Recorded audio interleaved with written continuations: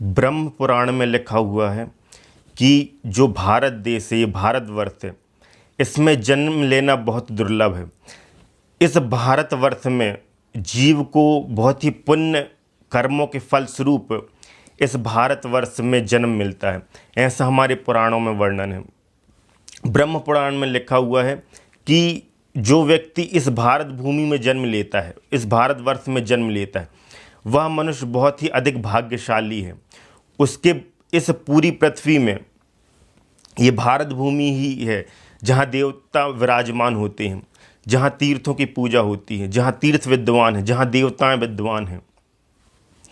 ऐसी इस पुण्यमय भूमि में जन्म उसी मनुष्य को मिलता है जिसके बड़े पुण्य होते हैं। बड़े पुण्य से ये भारतवर्ष, ये भूमि, हमें इसमें जन्म होता है हमारा। तो जो मनुष्य इस भारत में, इस भारतवर्ष में, इस भारत देश में जिस जीव का जन्म हुआ है, वह मनुष्य बहुत पुण्यशाली है। इस वजह से उसे यहाँ जन्म मिला, ऐसा पुराणों में वर्णन है, ऐसा ब्रह्म पुराण में लिखा हुआ है। हम भारत देश को विश्व गुरु के रूप में देखते हैं। हमारा देश विश्व गुरु कैसे बनेगा? हमारे देश की जो जनता है, यदि कहीं पर लिखा होगा कि यहाँ पर थूकना मना है, तो लोग वहीं पर जाकर थूकेंगे। क्या इस प्रकार से देश विश्व गुरु बनेगा? नहीं बन सकता।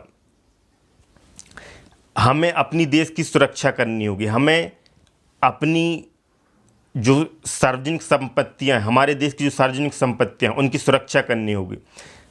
हम उन सार्वजनिक संपत्तियों का उपभोग करते हैं, उपयोग करते हैं, फिर भी हम उसकी सुरक्षा नहीं करते।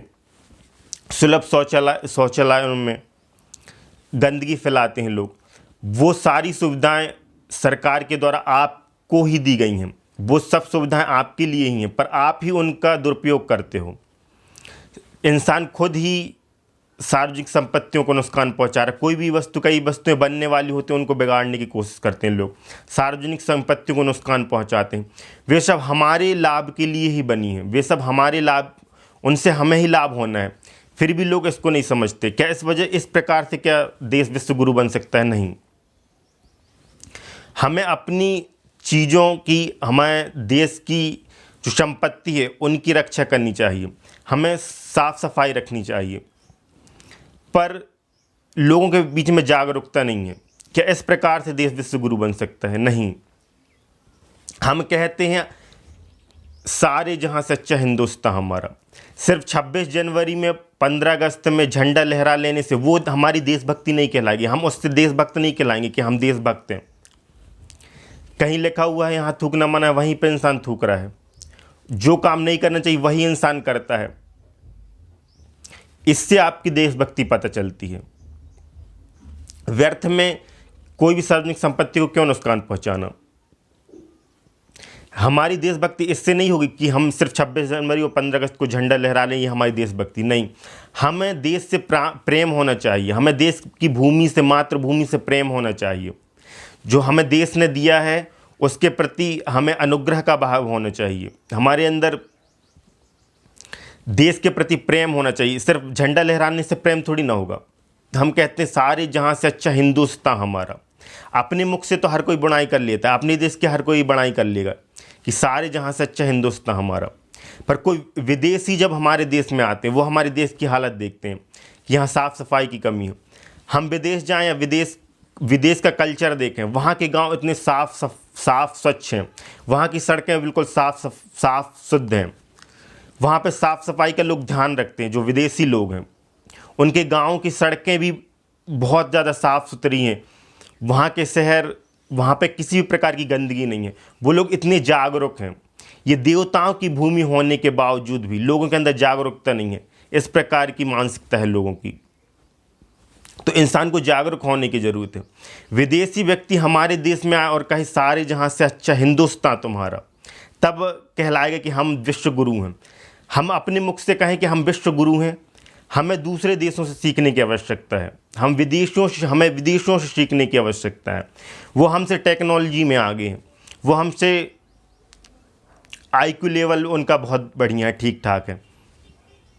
वो हमसे अधिक साफ़ सफाई रखते हैं। उनका कल्चर बहुत ही विकसित है, हम विकासशील देश में आ रहे हैं, वो विकसित देश है, और हम कह रहे हैं हम विश्व गुरु। कैसे वो हमसे सीखें? ये सीखेंगे क्या हमसे? वो हमारे पास देने के लिए उनके पास हो तभी तो वो हमसे सीखेंगे।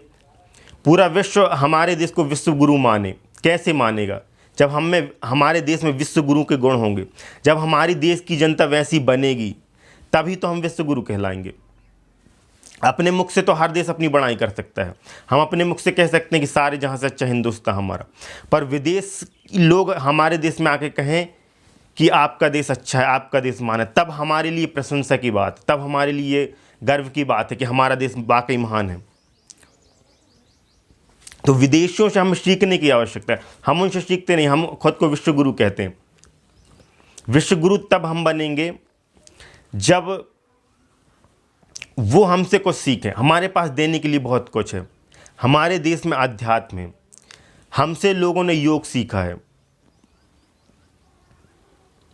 हमारे पास ज्ञान की धरोहर है, हमारे पास अध्यात्म है, हमारे पास धर्म है, वो उनके पास है सीखने के लिए। हमने उनका मॉडर्न कल्चर अपना लिया, पर उसके साथ उनके अंदर जो जागरूकता थी, उस जागरूकता को हमने धारण नहीं किया, उस जागरूकता को हमने अपने अंदर नहीं पन पाया, हमने नहीं सीखा उसको। तो उस जागरूकता को हम नहीं ले पाएंगे तो हम कैसे बनेंगे आगे, कैसे बढ़ेंगे? पहले का हमारे लोग धोती कुर्ता पहनते थे, हमने वेस्टर्न कल्चर को अपना लिया, हम शर्ट पैंट पहनते हैं, टी शर्ट वगैरह पहनते हैं, उनके कल्चर को हमने अपना लिया। जो भी वो लोग यूज़ करते हैं हमने उनके कल्चर को अपना लिया, पर वो उनका हृदय अच्छा है, उनको उनके अंदर देने की भावना है, वो विनम्र है, उनके अंदर सदाचार के भी गुण हैं, उन गुणों को हमने नहीं अपनाया।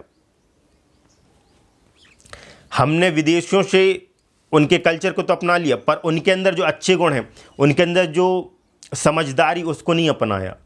उस समझदारी को भी अपनाने की आवश्यकता है, तभी हम विश्व गुरु कहलाने के अधिकारी हैं। तो हमें अपने देश को विश्व गुरु बनाना है तो हमें जागरूक बनना होगा।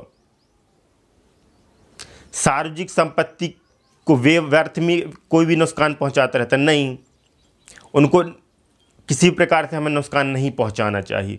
कोई भी सार्वजनिक वस्तु है वो हमारे लिए ही है, देश हमें बहुत कुछ दे रहा है, हमारा भी कर्तव्य बनता है कि हम देश के लिए कुछ करें। मातृभूमि के लिए करना ये हमारा दायित्व है। उस दायित्व को इंसान नहीं देखता, सिर्फ अपने बारे में सोचता, स्वयं स्वार्थ की सिद्धि में लगा रहता है जीव। देश ने हमें कुछ दिया है, हम बदले में क्या देश को कंट्रीब्यूट कर रहे हैं, ये भी तो महत्वपूर्ण है। तो ब्रह्म पुराण में वर्णन है कि इस भारत भूमि में जो मनुष्य जन्म ले रहा है तो बड़े भाग्य से मिल रहा है।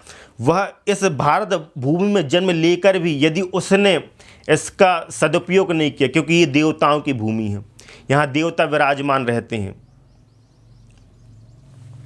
हर जगह तीर्थ हैं इस देश में, नदियाँ इस देश की पूजनीय हैं। ये भूमि इस भूमि में कण कण में देवत्व विद्यमान है, प्रकाशित है ये देश। तो इस पुण्यमय भूमि में भी जन्म लेकर यदि जिस जीव ने अपने देह का कल्याण नहीं किया, स्वयं का कल्याण नहीं किया, इस पुण्यमय भूमि में रहकर भी जीव ने यदि पाप कर्म में ही लगा रहा, तो उसने अपनी देह का कोई सदुपयोग नहीं किया, व्यर्थ उसका जीवन गया, उसका जीवन सार्थक नहीं रहा। ठीक है, तो ऐसा लिखा है कि पूरे विश्व में कहीं भी जन्म लेना तो साधारण बात है, पर इस भारत भूमि में जन्म लेकर जीव को इसका सदुपयोग करना चाहिए।